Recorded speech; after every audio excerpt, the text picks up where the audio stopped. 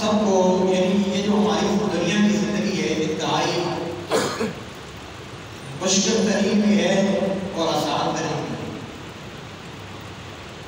اور اس پرفکر دور کے اندر جہاں پر میں اکثر کہتا ہوں کہ اپنے لیے وقت نکالنا مشکل ہے، یہ اللہ تعالیٰ کی خاص کرم نوازی ہوتی ہے جو مسجد میں آ جاتا ہے۔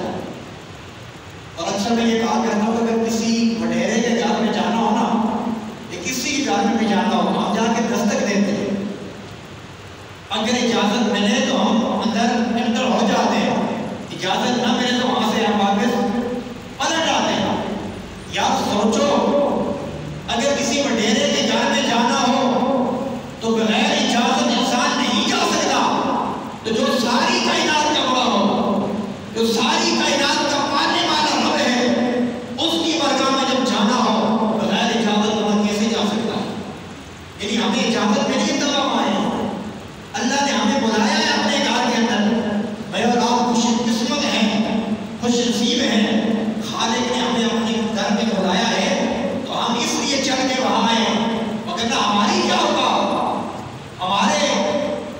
ہمارے اندر کوئی ایسا اچھا کام ہے کہ رب ہمیں اپنی بارگاہ میں بلائے؟ یہ تو مصطفیٰ کریم علیہ السلام کی صحبت، مصطفیٰ کریم علیہ السلام کی نسبت کا اثر ہے، اور حضور علیہ السلام کی غلامی کا پٹا جو آج ہمارے گلے میں پڑا ہوئے ہے، جو ہم کہتے ہیں ہم مصطفیٰ کے غلام ہیں، حضور کا امتی ہے، اس وجہ سے آج اللہ ہمیں کرم فرما رہا ہے۔ اگر نے دیکھیں نا جو گناہ ہم کرتے ہیں، طرح طرح کے گناہ، یعنی جو پہلی امتوں نے بھی نہیں کیے، ایسے ایسے گناہ ہم کرتے ہیں، آج ہماری شکلیں بگڑ جاتی ہیں، ماتھے میں دکھا جاتا، اللہ کا عذاب آ جاتا، لیکن یہ حضور علیہ السلام کی نسبت کی وجہ سے اور حضور علیہ السلام کے توسر سے آج ساری امت مصطفیٰ بچ رہی، کیونکہ اللہ کے نبی غاروں میں مزاروں میں آتے ہوئے جاتے ہوئے ہر جگہ پر حضور نے اپنی امت کو نہیں بھولا۔ لیکن یاد رکھیں آج امتی ہم ہیں جو اپنے نبی کو بلا بیٹھے، حضور علیہ السلام کا طریقہ ہمیں پتہ نہیں، مصطفیٰ کریم علیہ السلام کا کردار، حضور کی سنت اور حضور علیہ السلام نے کس کس کے ساتھ پیار کیا، حضور کو کیا پسند تھا، یعنی آج ہمیں پتہ تک نہیں ہے کہ ہمارے نبی پاک صلی اللہ علیہ وسلم کی سنت کیا ہے اور حضور علیہ السلام کا طریقہ کار کیا ہے، وگرنہ ہمارے نبی جتنے بھی اللہ نے انبیاء بھیجے ہیں 1,24,000، اللہ نے سب سے زیادہ جس نبی کو عزت عطا فرمائی ہے، جس نبی کو فضیلت عطا کی ہے، جس نبی کو شان عطا کی ہے، وہ نبی میرا اور تمہارا نبی، یعنی وہ نبی اللہ نے ہمیں بن مانگے عطا کیا، جس نبی کی امتی بننے کے لیے 12 انبیاء نے 12 نبیوں نے دعائیں کی ہیں۔ ویسے تو ہر نبی کی یہ تمنا تھی مالک ہمیں اس نبی کو امتی بنا دے، لیکن سوچو یار نبی ہو کر دعائیں یہ کر رہے مولا ہمیں حضور کو امتی بنا دے، امامت انبیاء کا ہمیں امتی بنا دے، اور میں اور آپ ہم گنہگار ہیں، سیاہکار ہیں، اللہ نے ہمیں بن مانگے مصطفیٰ کریم علیہ السلام کو امتی بنایا۔ یہ تھوڑا کرم ہے، یہ تھوڑا اللہ تعالیٰ کا عمل، کتنی بڑی نعمت عظمیٰ ہے کہ اللہ نے ہمیں بن مانگے، بن تہجد پڑھے، بن دعا کیے، بن التجا کیے، اللہ نے ہمیں مصطفیٰ کریم علیہ السلام کو امتی بنایا۔ اللہ تعالیٰ سے دعا ہے کہ جو میں نے آیت پڑھی ہے اس پر صحیح معنوں میں ہمیں بیان کرنے اور ہم سب کو اس پہ عمل پیرا ہونے کی توفیق عطا فرمائے۔ قرآن مجید کا پارہ 22 اور مشہور حروف آئے تھے، اللہ تعالیٰ ارشاد فرماتے ہیں ان اللہ و ملائکتہ یصلون علی النبی۔ آپ سارے حضرات پڑھے لکھے، ترجمہ آپ جانتے ہیں کہ بے شک اللہ اور اس کے فرشتے درود بھیجتے ہیں علی النبی، یصلون علی النبی، حضور علیہ السلام کی ذات اقدس پر۔ لیکن اللہ نے اس آیت کا آغاز ہی انا سے کیا ہے، آپ پڑھے لکھے لوگ جانتے ہیں انا جو کہ یہ عربی کا لفظ ہے، اللہ نے تحقیق کے ساتھ کہا، تاکید لگائی ہے کہ بے شک، یعنی قیامت تک کسی بندے کو شک نہ رہے، یعنی اللہ کہہ رہا ہے بے شک اس میں کوئی شک نہیں ہے، اپنا پہلے نام لکھا کہ بے شک اللہ اور اس کے دلاری فرشتے۔ یار مجھے پہلے یہ بتاؤ کہ اللہ کو حاجت ہے کسی پر درود پڑھے؟ جو ساری کائنات کو بنانے والا رب ہے، اسے کیا ضرورت ہے کہ کسی پر درود و سلام پڑھے؟ وہ فرشتے جو ہے پاک، جن سے گناہ ہوتا ہی نہیں ہے، ہر وقت اللہ کی عبادت کر رہے ہیں، کوئی سجدے میں ہے، کوئی رکوع میں ہے، کوئی قیام میں ہے، کوئی سجود میں ہے، کوئی دعا میں ہے، جتنے بھی ملائکہ ہیں سب کی اپنی اپنی ڈیوٹی ہے، لیکن اللہ نے سب سے پہلے اپنا کہا، بے شک اللہ اور اس کے ملائکہ یصلون علی النبی، حضور علیہ السلام کی ذات اقدس پر درود بھیجتے ہیں اور قیامت تک بھیجتے رہیں گے، کیونکہ یصلون یہ مضارع کا صیغہ ہے، یہ علماء لوگ جانتے ہیں کہ مضارع کے اندر استمرار اور دوام پایا جاتا ہے۔ اس کا معنی یہ ہے کہ وہ ہر وقت درود بھیجتے ہیں اور بھیجتے رہیں گے، یہ نہیں کہ بس جو بھیجا اور ختم ہو گیا، نہیں، بلکہ بھیجتے تھے اور قیامت تک بھیجتے رہیں گے، یعنی ہر وقت درود بھیج رہے ہیں۔ آگے یہ ایمان والوں کے ہیں، کیونکہ بہت سارے لوگ آج کل درود و سلام سے پریشان بھی ہو جاتے ہیں کہ پتہ نہیں یار یہ کیسی بات کرنی ہے۔ اللہ نے یہ بات ختم کر دی ہے، اس آیت کو نازل کر دی، اور اللہ نے حکم بھی ہر کسی عام بندے کو نہیں دیا بلکہ خاص کیا ہے، یا ایھا الذین آمنوا، اے ایمان والو، کیا کہا ہے؟ اے ایمان والو، صلو علیہ وسلموا تسلیما، اللہ نے حکم دیا ہے کہ درود بھیجو۔ اس لیے علماء نے لکھے جب یہ آیت پڑھی جائے تو سننے والوں کا درود و سلام پڑھنا واجب ہو جاتا ہے۔ کیا ہو جاتا ہے؟ واجب ہو جاتا ہے، نہیں پڑھیں گے تو گناہگار ٹھہرائے جائیں گے۔ اے ایمان والو، تم بھی اس نبی پر درود اور خوب سلام پڑھو، صلو علیہ وسلم تسلیما، درود اور خوب سلام بھیجو۔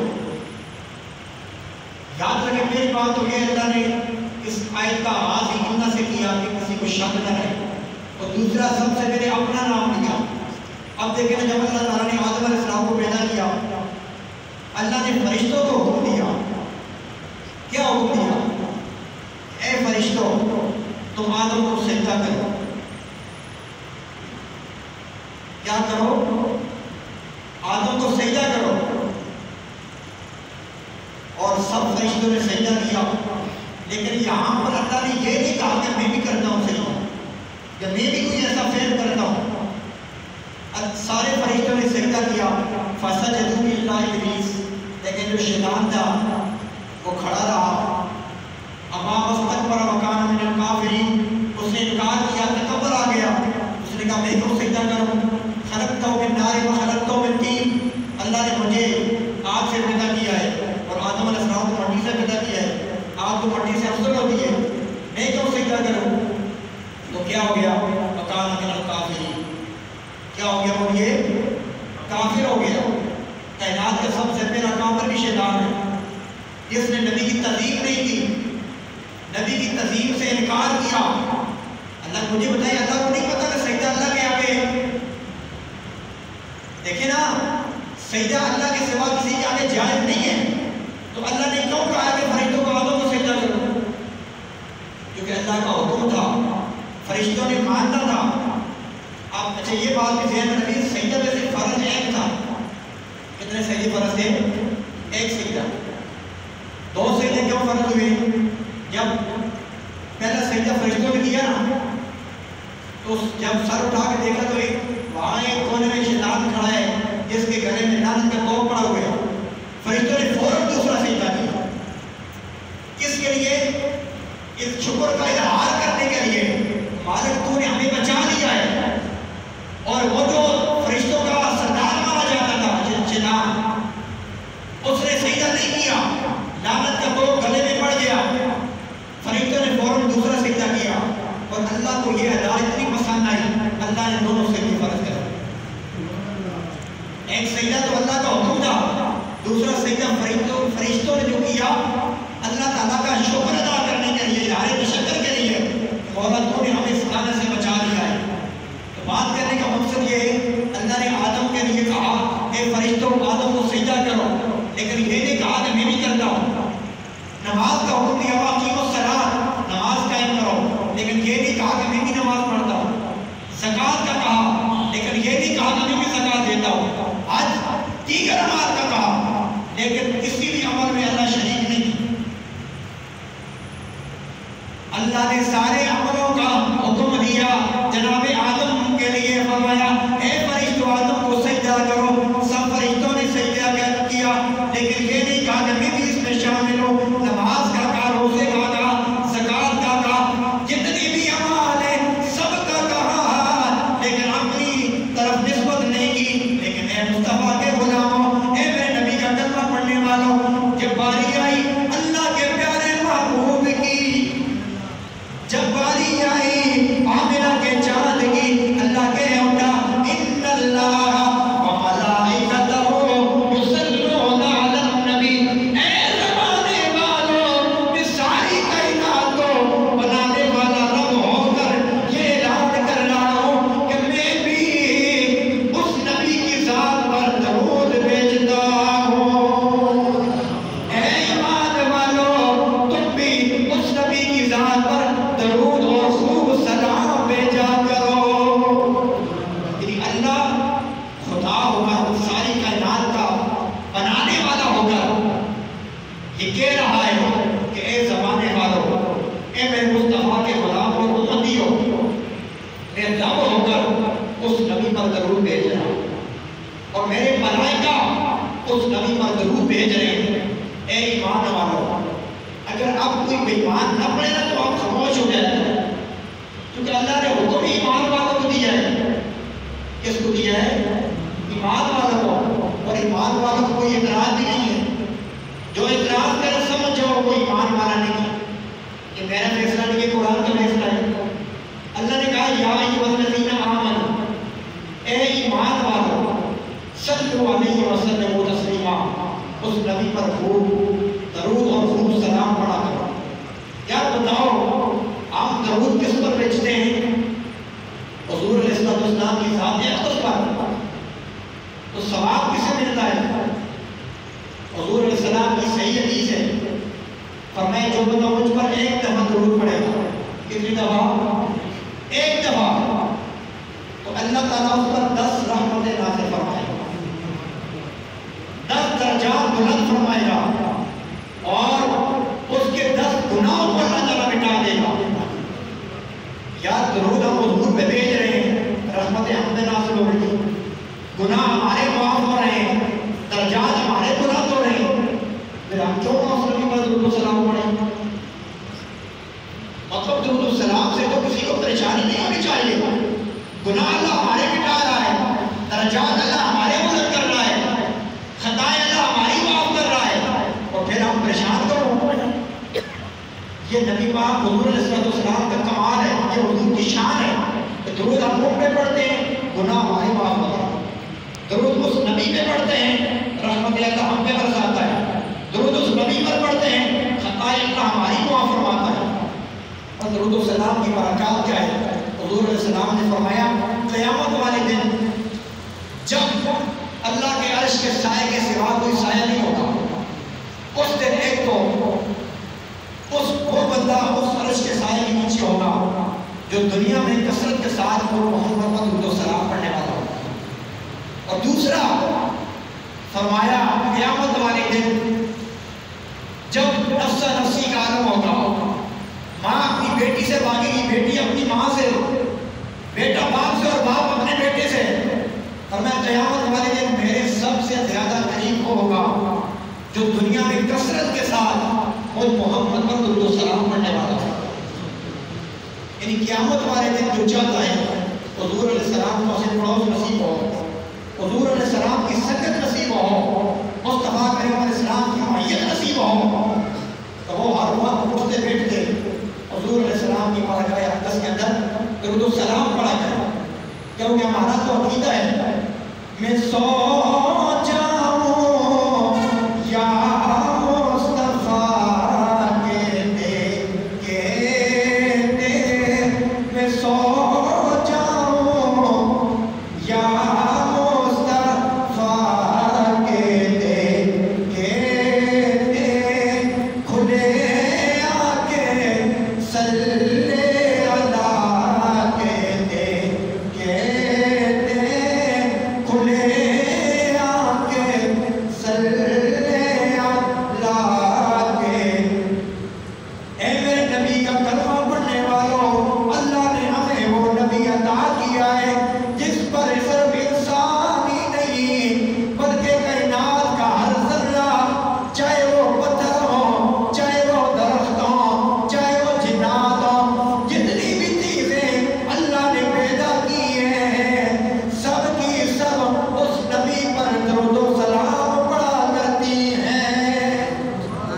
صرف انسان ہی نہیں، آپ یہ نہ کہیں کہ ہم اس نبی پر درود و سلام پڑھتے ہیں، بلکہ کائنات کا ہر ذرہ، کائنات کی ہر چیز مصطفیٰ کریم علیہ السلام پر درود و سلام پڑھتی ہے۔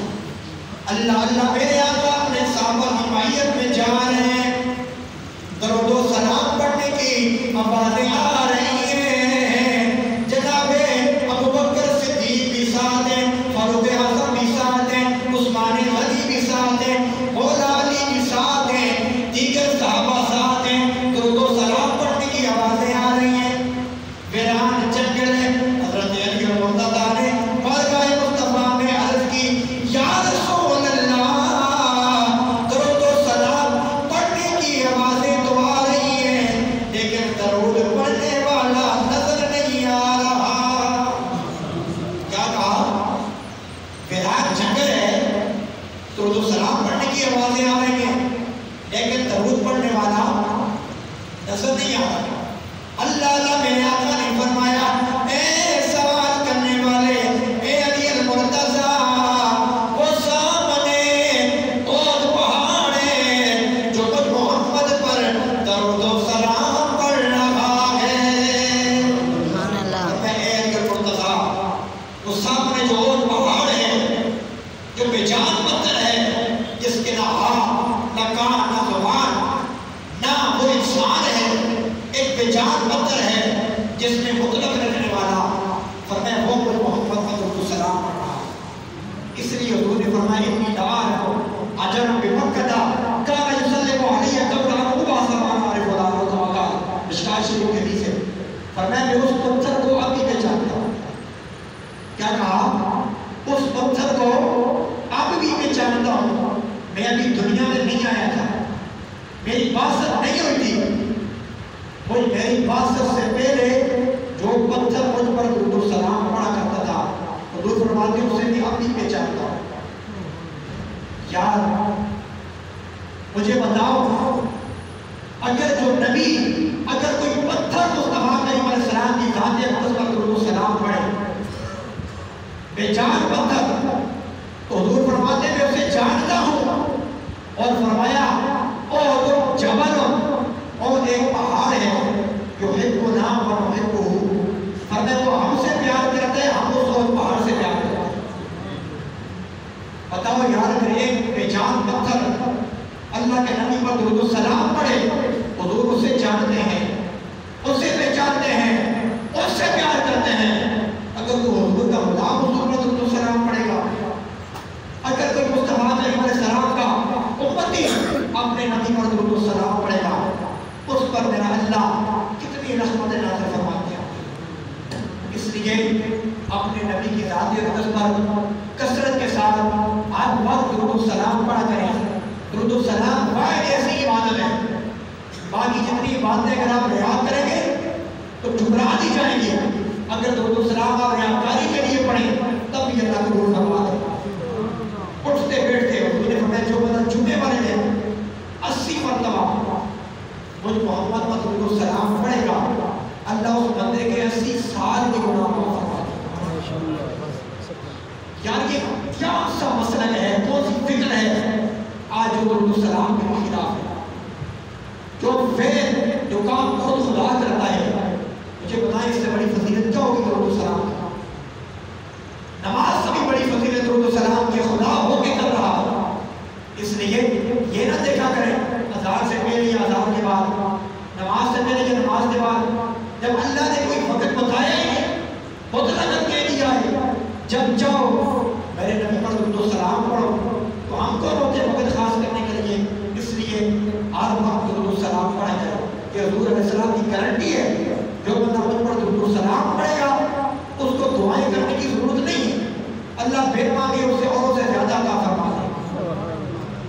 لیے جمعے کے بعد یہاں درود و سلام ہوتا ہے، کوشش کیا کریں یہاں دیکھیں نا ذکر ہوتے ہیں ان کے بعد جاتے ہیں درود و سلام ہوتے ہیں، باہر جا کے چوکوں میں کھڑے ہو جاتے ہیں، یار کہ کتنا قیمتی وقت ہے، ہم چھوڑ کے باہر چلے جاتے ہیں، خدا کی قسم مرنے کے بعد ہم روئیں گے، ہم کہیں گے کاش ہمیں دوبارہ دنیا میں لٹایا جاتا، ہم ہر وقت مسجد میں بیٹھے رہتے، ہر وقت ہم درود و سلام پڑھتے رہتے، ہر وقت ہم نماز پڑھتے رہتے، لیکن پھر ہمیں دوبارہ نہیں لٹایا جائے گا، پھر ہم مٹ جائیں گے، پھر دوبارہ ہم واپس نہیں آ سکتے۔ یہ مختصر سی زندگی ہے، 50-60 سال اللہ کو یاد کریں، حضور علیہ السلام کے ساتھ پیار کریں، محبت کریں، درود و سلام پڑھیں، اور درود و سلام کا ایک ذریعہ ہے حضور کے ساتھ محبت کا۔ اس لیے جمعے کے بعد بھی آپ یہاں کیا نہ کریں، تو تیر اشعار پڑھ دیں، سارے مل کے درود و سلام پڑھیں گے، پھر دعا کی پھر درود ہو جاتے ہیں، کتنا اللہ تعالیٰ کرم فرماتا ہے۔ اللہ تعالیٰ سب کو عمل کی توفیق عطا فرمائے، وما توفیقی الا باللہ، سنت عطا فرمائے۔